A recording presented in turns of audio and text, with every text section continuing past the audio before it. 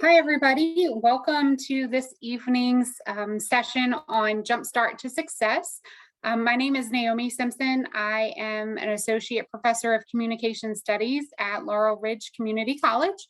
I've been teaching communication classes since 2009 at Laurel Ridge and have been teaching full-time since 2013. So this starts year 10 of full-time teaching for me. And one of the things that I wanted to share with you, seeing as I am a communication professor, is ways that you can connect and communicate with your professors and classmates to give you a leg up in getting started as a student at Laurel Ridge Community College. So my goals for the day today or for this evening are to find out what effective communication means at the college level, kind of go over a little bit about how it's important to communicate effectively with your classmates and your peers and your instructors, and how that differs from communication that you have with your friends and family, and then learn more about ways that you can stay connected with your professors and your classmates while you attend Laurel Ridge Community College. So before we get started, do we have any questions or anything else that you hope to get out of this session?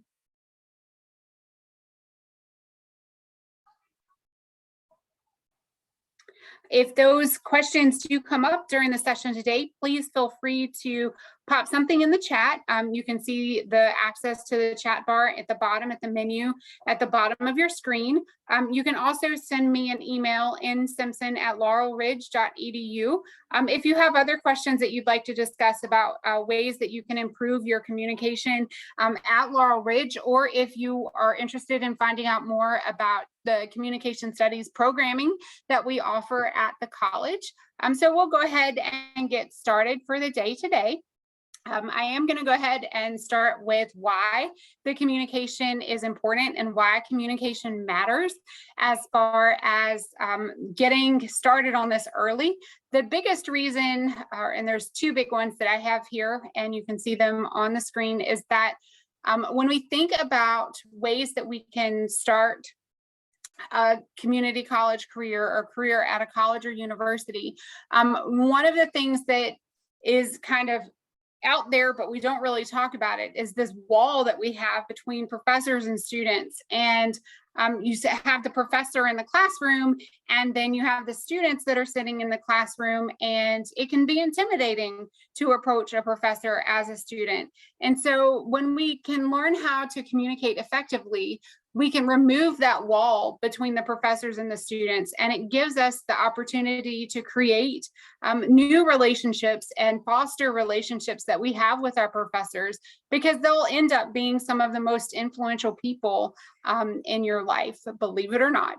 And then the other thing is that when we think about how we feel like we belong in a space, or how we feel like we belong at the community college, the student-to-student communication, the communication and engagement that you have with your peers and your classmates can help foster that sense of belonging, even in an online class. It's a little more difficult, but you can still get there. So now that we know why it's important to focus on communication early in our college careers, the next few things that we'll talk about are some questions that we'll answer today. The first of them is, what is effective communication? What does it look like, and why is it important? We'll learn a little bit more about effectively communicating at the college level, what that looks like, and why we need to communicate effectively. We'll learn more about how we can connect with our professors and classmates, some of the built-in opportunities that are there, as well as ways to stay connected while you attend Laurel Ridge. So to get us started, how and why do we communicate? I've got some things on the screen, but what are some reasons that we communicate? Anybody? Okay. So you might be thinking, if you haven't had a chance to jump in yet, that we communicate because there is some type of relationship there. And so whatever that relationship may be, maybe it's your best friend, or maybe it's a family member, maybe it's a parent or a sibling or a spouse or significant other, or maybe it's a coworker. We communicate because there's some type of relationship there, and we want to convey information from one person to another. And so how do we communicate? Well, we use several different features of the communication process to help us convey those ideas. So things like our language, the use of words and keywords are things that help us communicate. The tone of our voice, whether we are really relaxed and comfortable and confident, that can come across in a message that we have, versus the intonation that we use and how we say things. Like if you are asking a question, what was the name of that book again? That inflection that you have in the sentence can kind of help set off that question. The body language that we use helps us communicate non-verbally. And the body language has a lot to do with our gestures, what we're doing with our hands, how we're dressed, the spacing that we take up, the eye contact that we make or we don't make, and things like that. The sentence structure that we use communicates something. The style and rhythm of our speech when we're talking can communicate something. And perhaps one of the most important things that helps us communicate is how we use the listening process. And the biggest thing out of all of this, I think, to help you connect with students and help you to connect with your professors is to take advantage of the active listening and really diving deep into what it means to be an active listener and practice that active listening over and over again until you get better with it. It will take time to develop. Communication, like listening, is a skill. It's not something that's necessarily innate or that we're born being ready to be able to communicate, but we've got to learn those things. And so you've got to give yourself some grace in that process of learning how to communicate and learning how to listen better to the people around us. So next up is defining what is communication. So effective communication helps us to explain ourselves, helps us to gather information. But when we try to define and identify what makes that communication effective, we see that when the message that we produce gives off the intended or desired results. So say you're a parent and you're asking your kids to clean up your room. And so we could judge whether or not that message is effective based on whether or not we get the intended or desired results. So if you say, hey, go clean up your room, that might not necessarily be effective in the way that you've got it structured, but you can see whether or not it's effective based on the intended results that you have. And that is compliance with the command to go clean up the room, right? So it doesn't have to be that harsh, but basically what the effective communication does and being able to assess whether or not it's effective, it also helps us to understand a person or a situation in a better way. We use the active listening skills, and we use some of the details that we have relating to perception and how we develop a perception to help us understand why something may have been interpreted differently than what we had intended it to be. Effective communication also helps us solve problems, solve differences by building trust and earning respect. And it also helps in our decision making. So being able to be an effective communicator has a lot of key implications in the college classroom and in the real world. So like I mentioned a few minutes ago, active listening is an incredibly important process. Active listening is an incredibly important process. And we want to make sure that we are practicing these active listening skills to help us become better communicators. So there's several different tips or strategies to the active listening process. And these tips for active listening kind of lead right into the steps related to active listening. So one of the first things that we need to do is that we need to listen. We need to hear the message and pay attention to the message that we're receiving. And the best way to note whether or not we are receiving that message accurately is to use a technique called paraphrasing. And so when we paraphrase, we can either paraphrase it in our notes, and that would be a way to take some notes during a class session, or when you're talking to someone in the hallway or talking to a classmate in the classroom, paraphrasing what has been said makes sure that you, as the receiver of the message, understand what you've heard, and it shows the other person that you're paying attention. Kind of linked with the paraphrasing is the notion that we should be asking questions.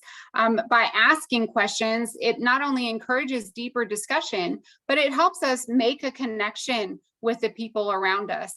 When we are getting to know other people, we need to ask questions to help others disclose information that's kind of surface level details, like, oh, hey, I noticed that you were in my Chem 111 class. What other classes do you have?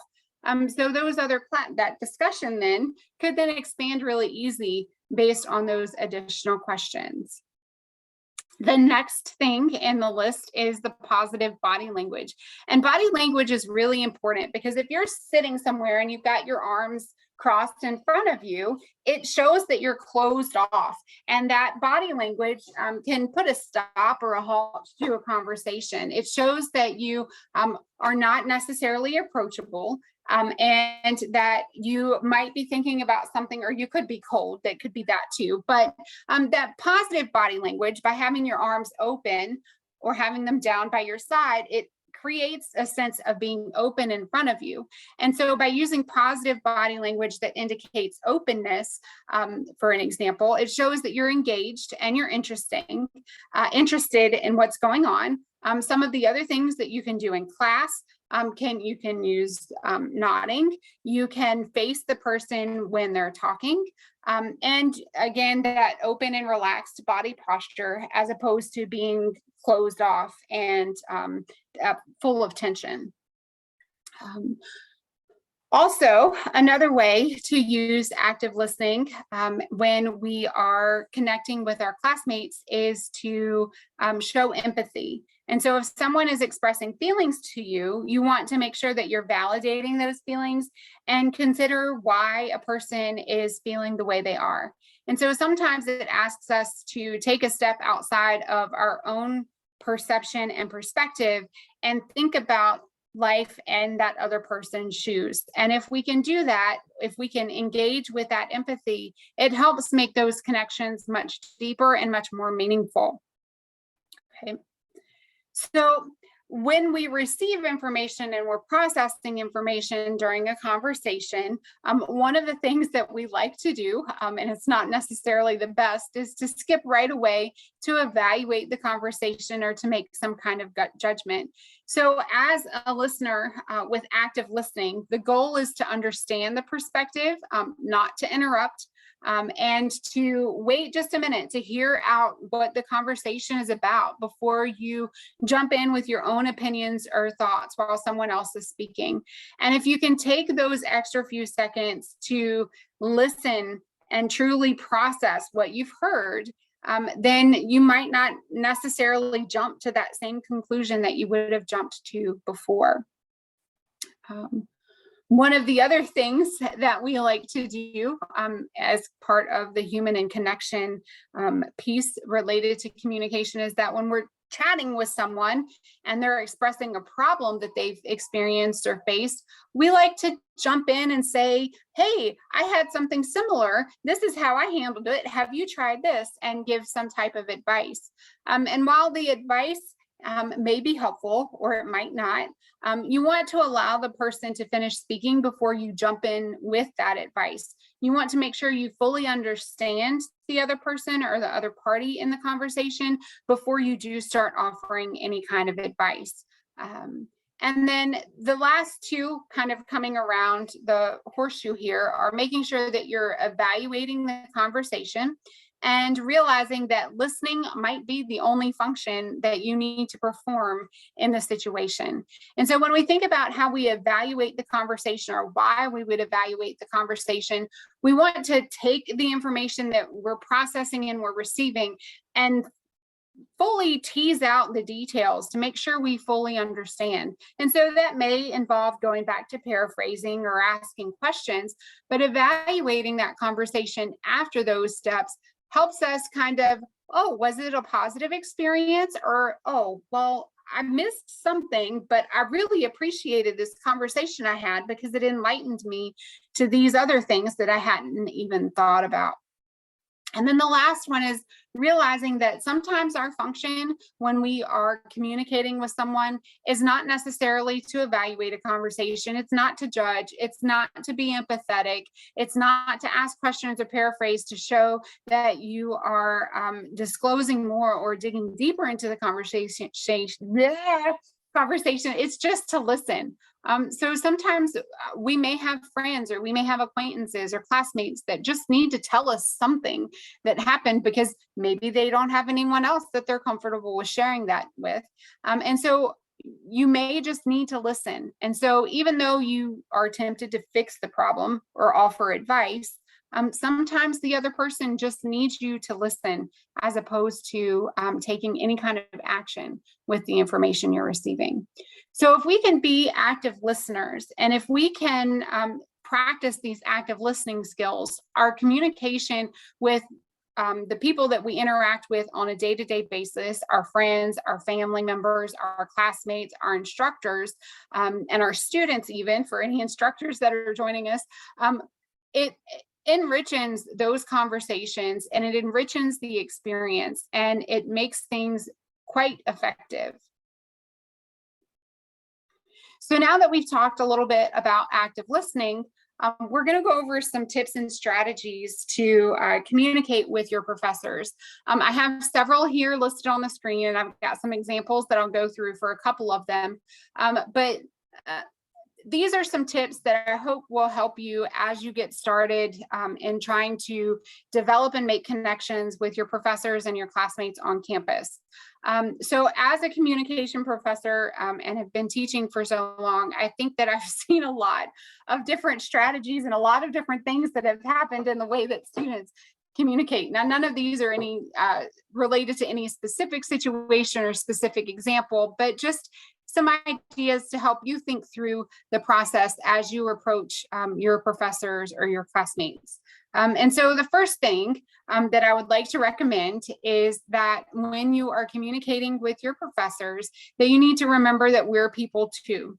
And so sometimes it's easy to forget that we're also human and that we make mistakes. And sure, we evaluate your work. We might notice small details, like maybe you've got some information out of place in a works cited entry or something like that. But we're also people that are trying to do a job as best as we can, just like you're trying to do your job as a student as best as you can. So giving each other grace in a situation goes a long way in building a positive and dynamic relationship with your professors. All right. The second thing is that, believe it or not, talking is part of our job. Talking to you as our students is part of our job as your professors. So making sure that we communicate with you effectively is important. And we know that students deal with things and learn things and prefer learning in different ways in different environments.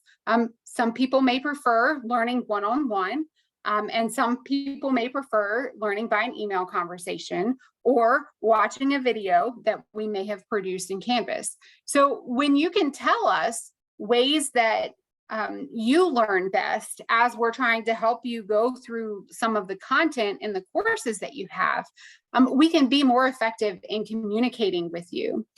So we want to talk with you. We want to engage with you, whether it's in class or shortly after class or during our office hours or student engagement hours. Talking to you is part of our job. Don't be afraid to approach us if you have a question. Kind of going hand in hand with that is to think about the communication preferences. So most professors in their syllabus, which is some of the information that you get in the first week and first couple of days of being signed up for the class after Canvas is opened. And in that syllabus, the professor should be telling you the way that they prefer for you to communicate with them.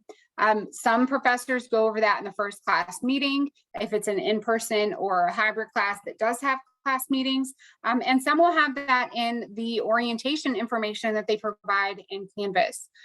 So office hours and student engagement hours, they're kind of the same thing. They're always a safe bet in being able to reach your instructor, but especially if you have a question that'll take some time to discuss. So asking something in the middle of the hallway as you're heading to or from class might not be enough time to thoroughly discuss and make sure you've got all the questions that you have related to that topic answered. So take advantage of those student engagement hours and reach out to your instructors. Some professors like receiving phone calls. Some professors like receiving text messages. Some prefer Canvas inbox messages. Some prefer email messages, and there are a few that do prefer communicating in person, but make sure that you do double check the communication preferences that are identified in the syllabus. Okay. The fourth tip that I'm sharing with you today in communicating with your professors is that we're not mind readers. Online classes make it extremely difficult for us to see how our students are doing in the class. And sometimes we don't know what's happening unless you're telling us about what's happening, or we don't know about it until after you've submitted assignment. We cannot know there's something wrong unless you talk to us, unless you reach out, or unless you connect with us. And so it can be easy to avoid some of the things that you might find frustrating, or some of the things that are causing angst, by sending an email and asking for clarification, or visiting a professor during their office hours. We might not realize what's going on, but it doesn't mean that we don't care. And so we want to care for our students, and part of that means that there's the back and forth expectation of the communication. I want to communicate with my students, and I want my students to communicate with me. Kind of going hand in hand with not being mind readers is that we don't want our students to suffer in silence. For some students who have a type A kind of personality, I was one of them, to be 100% honest. I wanted it to seem like everything was under control, even when I didn't have things under control. And so sometimes it's difficult to admit that we don't know something, or we're not getting something. And so a lot of times, some of the problems that we face, or some of the problems that I see my students face, we can resolve those quickly when we speak up about it being a problem or an issue. Okay, so does anybody have anything to add about these first 5 tips for communicating with your professors?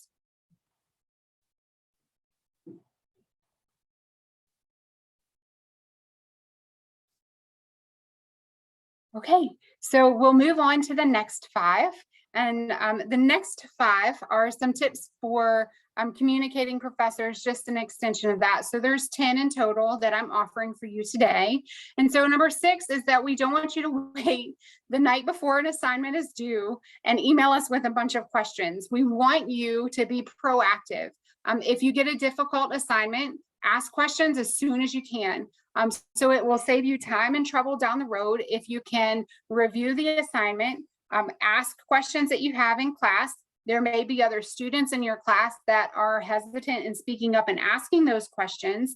But the more that you're proactive, and the more that you are looking to the future with what situations may be, it can help let us know that really there is a question or a problem or an issue, and it's not that you're just procrastinating or waiting until the day before an assignment's due to ask us those kinds of questions. And kind of related to being proactive is tip number 7, and that is to tell us about your obstacles to performance. And so sometimes we see students that are doing really well in class, and then all of a sudden something happens and something changes. And we're sitting there kind of scratching our heads like, okay, the student was doing really well. What happened with this next assignment? And so what I've seen is that a lot of our students face obstacles throughout the semester, from having too many things on the calendar, to being overscheduled at work, or to illness or stress, or being a caregiver for other people, or dealing with family issues or financial emergencies or things like that. We don't need to know all of the details, and there's no reason to overshare. Share with us what you're comfortable with, but let us know if you think something's going to negatively affect your work. And don't tell us too much. We don't necessarily need all of the nitty gritty details about a bad breakup or something like that. But by telling us what's going on or some of the obstacles that you are facing, it gives us the opportunity to check in with you down the road, or even refer you to someone or services that Laurel Ridge offers that could provide assistance. All right. Tip number 8 is to use proper etiquette and grammar. And this one deals mostly with email communications, and we'll take a look at some quick pointers for emailing your professors in a few minutes. But we interact with students and interact with classmates and professors in class, and everybody has very polite manners and communication strategies. But sometimes the etiquette goes out the window over email. And so just the other day, I received an email from the student saying, hey, there's something wrong with this. You need to fix it, and I would appreciate that. And it's just that the tone of the message, you want to proofread for that tone of the message that you convey. We don't like being yelled at. Don't use all caps, those kinds of things. But if there is genuinely a problem, we want to know. And the expectation is that you're communicating with us in a professional way. So in a few minutes, we'll take a look at some pointers for emailing your professors, because that's one of the ways that you can really connect with and engage with your faculty members, but also an example of an email strategy that I've seen and a way to make it better. So tip number 9 is to avoid asking questions if you can easily find the answers. Now, there's no question that's a stupid question, but there are questions that if you would have done a little more research, you would have known the answer by the time that you finished writing your email, or by the time you finished reaching out to your professor. So when you have a question about something, you want to look through and be resourceful. Look through the information that's been provided. If you have a question about a due date for an assignment and we haven't posted that it's changed, and we've said in class that the assignment is due by next Friday, asking a question about when is that assignment due is redundant and repetitive. And so it clutters up that communication process. And so if you are asking questions about something we've already told you the answer to, especially if it means that you haven't read the syllabus or an assignment's instructions, it can be really frustrating on both ends. So if you have a question about content, we definitely want to know and definitely want to work with you to get those questions answered. But let us know that you've tried to figure out the answer on your own. And so I'll give an example. I do teach public speaking classes, and one of the things that we do in our information literacy unit is that we have our students find a source and create a verbal citation. And so after the end of class, you might have a question about that process for writing out a verbal citation. And you might be like, okay, so let me send an email. And you send an email and you're asking, can you give me more information about the verbal citation process? Well, that opens up a lot of details, and it doesn't let me know that you have done any of the reading, or you've done any of the practice activities that we did in class, or you weren't paying attention. But if you give me something specific about that question instead of something that's more global, then that can help me know that you are trying to figure things out, and you're trying to be proactive, and you're trying to be engaged with the content itself. And then number 10 is to help us help you by accepting responsibility. So if you miss a class, it's on you to approach your professor to get what you need. If you mess up and miss a deadline, accept the responsibility that you've missed that deadline. And if there are some type of mitigating circumstances that are happening, reach out to your professor and let us know about what's happening. We want to know about those obstacles to your performance so we can help you be the best student that you could be. Any questions about the 10 tips for communicating with your professors?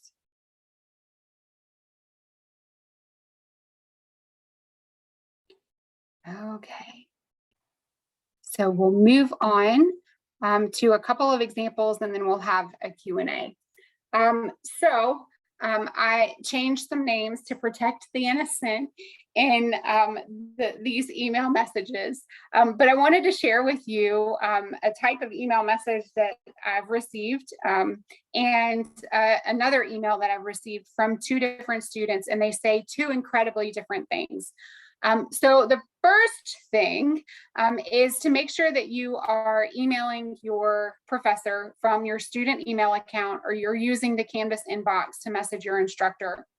Our spam filters at the college don't always let us see information that's sent outside of our student email account. And there are some professors that will not respond to emails unless it is the student, your email.bccs.edu email account. Okay, so double check where you're sending that message to. The other thing is that when we receive a message like the one that's on the left side of the screen that has no subject and has just the question, what did I miss in class today? It gives the instructor no information about who the student is, what class the student's in, what day the student missed class, and those kinds of things. So to improve this message, you want to aim for your messages to be have more detail and to be more similar to the ones on the right side of the screen. So you're using your email.bccs.edu account. In the subject, you give us an idea about what your class is and the section number, and then a date if it's in reference to a particular class meeting, or at least have the class and the section number in it so we can find your student information in our Canvas account in the grade book so we can see what's happening. And then use some type of salutation to open it. Follow your instructor's preferences for what they prefer to be called. Hi, Dr. Simpson. Hi, Professor Simpson. Hi, Mrs. Simpson, whatever that titling is. And then give us a short kind of blip of information about what's happening. And so using that same, what did I miss in class today? Unfortunately, I missed class due to a traffic incident and backup on the interstate.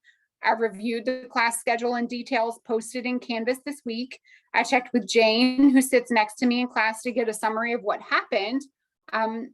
And I'm having a hard time understanding how I can develop a central idea statement for my speech. Can I make an appointment with you on Monday at 1 p.m. to meet with you via Zoom? So having more details in the message where you are explaining that what happened and you're letting the instructor know that you've followed what they've asked you to do, and then asking a specific question that gives some context, lets us know that, hey, this person's paying attention to what's going on. Yeah, there's likely some issue that happened on the interstate. And yes, absolutely, I would be able to respond and say, yes, I'll make an appointment. Here's a Zoom link to the email message on the right. But the email message on the left gives me no idea as to who that person is, or what class they're in, or what class they're referring to, or what topic I need to go into more detail. Of course, I would send an email back. Please reply with your student email account and that kind of thing if I were to receive a message like the one on the left. But as a student, we need you to help communicate with us more effectively as instructors, and we thereby will have better conversations and communication with you as students. So the last thing that I will leave you with are some tips and strategies to creating an email message for your professors, because a lot of times that's going to be one of the first ways that you reach out. So the first thing is to always start with a salutation or a greeting. Hello, Dear Professor X, hi, those kinds of things. And then when you're asking for something or when you need help with something, request it, don't demand it. So an example, I can't make your Thursday office hours and was wondering if you'd be available to meet another time. That lets me know, hey, schedule's not working, let's meet another time. And then provide some options. I could come to office hours between 12 to 2 on Monday or between 1 to 3 on Thursday or Tuesday. If that doesn't work, I could send you an email with my questions. And then as you get ready to close your message, thank your professor at the end and sign off with your name. And that lets us know who you are and what section you're in. And then proofread, even though it's just an email, some of us do cringe with typos or text speak like thanks, with THX or TX for thanks, or see you later, or stuff like that. So we have about 15, 20 minutes left of our session time today, and I want to open that up for any questions that you may have. So I'm going to go ahead and stop my screen share, and we'll take any questions.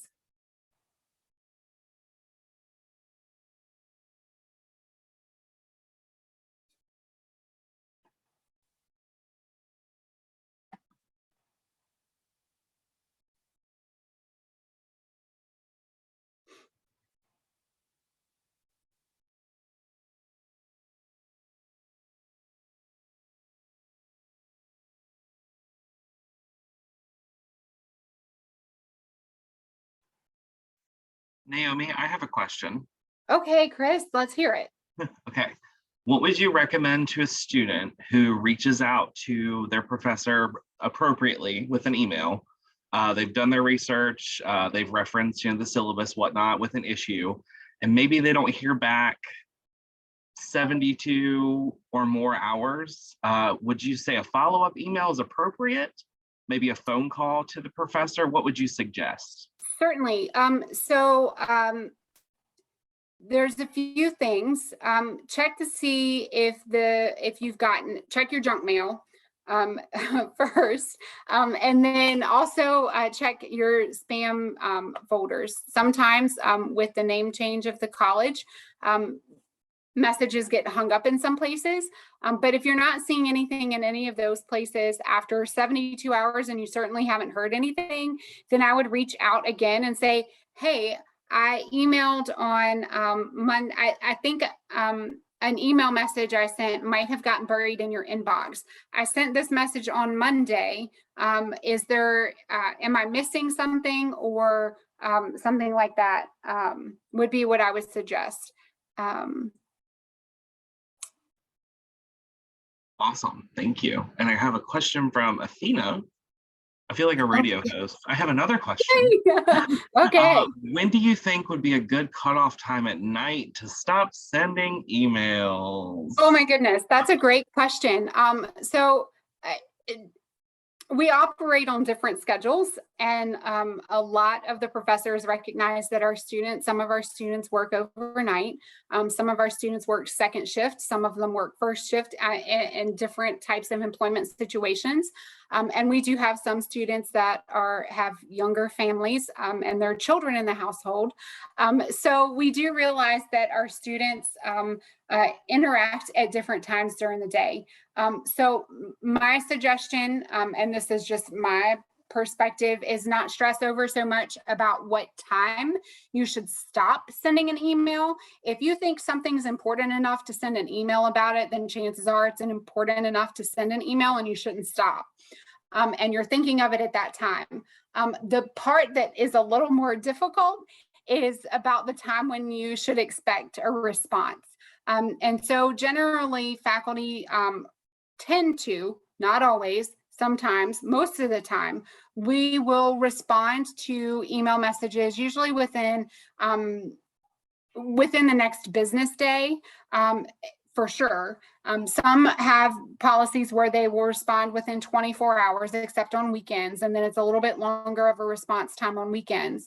But send your email. Don't stress over what time of day you're sending your email. Send your email when you have a question. Just realize that if you're sending it at 11 o'clock at night and you've got a professor who has small children, that they might not respond to it until the next day when they're in the office. And so give a little bit of leeway in that response time that you're expecting from a professor. But like, I don't necessarily pay attention to the times that I receive the email. I just pay attention to that I've responded to it within the next day if it's something that's sent overnight, so that it's at the top of the inbox. Awesome. Good question. Good answer. All right. And going back to that 72 hours and you send an email, it's been 72 hours and you haven't heard a response. Certainly, if you haven't heard anything in it, like say you send it on a Friday and you haven't heard anything by the end of the day, Monday, then definitely reach out again. And then try calling or try seeing the professor during office hours. They're probably not avoiding you by any means. The professor is probably just inundated with everything from the weekend. And especially if you send it at the end of a day on Friday, it might get cluttered in some of the other things that happen over the weekend and during the day on Monday.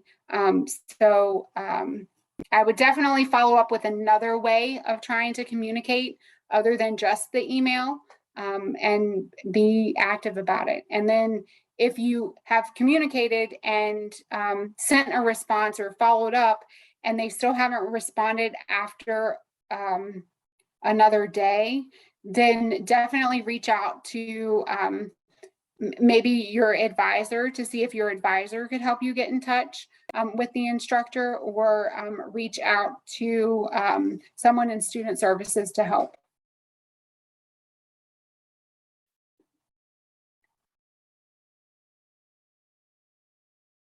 Okay. Are there any other questions?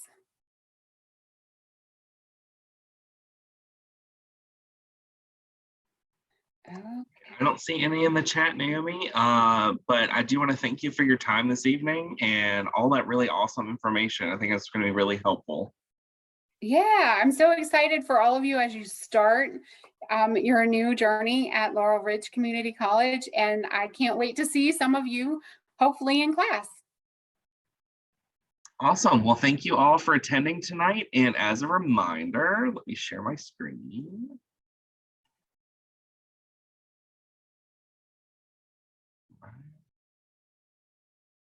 Make sure that, I hope I'm sharing my screen. Yes. Yep. Okay, cool. Okay.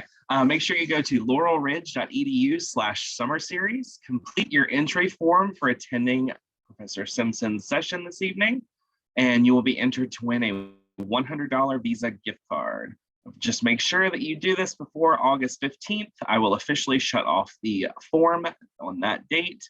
And our winners, there'll be 3 winners, will be announced in Leo's weekly update email on August the 22nd, which is the first day of class. All right, well, everybody have a great evening and stay safe out there. Try to stay cool in this really hot weather. And if you're coming to our summer series next week, we will see you on Monday. Have a great one.